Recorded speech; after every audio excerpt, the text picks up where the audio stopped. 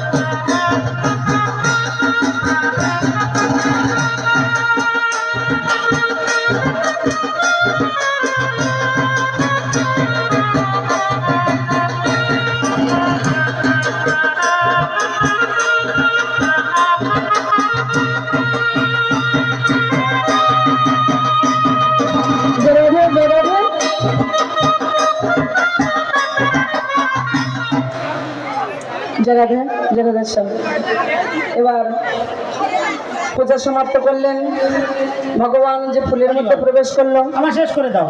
এবার ফুলের মধ্যে থেকে বাইরে করলেন। সবাই একটু মাথায় হাত রাখেন, একের উপরে ওকে সবার শিরে দিয়া হাত বটু করে আশীর্বাদ, সবার শিরে দিয়ে হাত বটু করে আশীর্বাদ, সবার শিরে দিয়া হাত বটু করে আশীর্বাদ, সবার শিরে দিয়ে হাত বটু করে আশীর্বাদ, জনমে অতি হইয়া থাকো, উঠি হইয়া থাকো, দেব নিরঞ্জন পুরাব সবার মন, দেব নিরঞ্জন পুরাব সবার মন, সবার কিছু চাকো,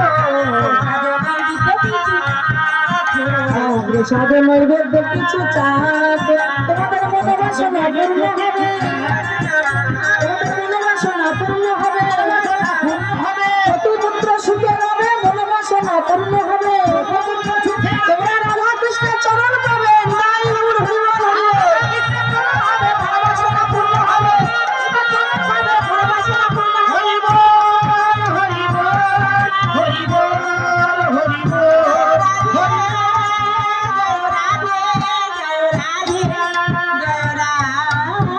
এবার সকলের আশীর্বাদ করলেন।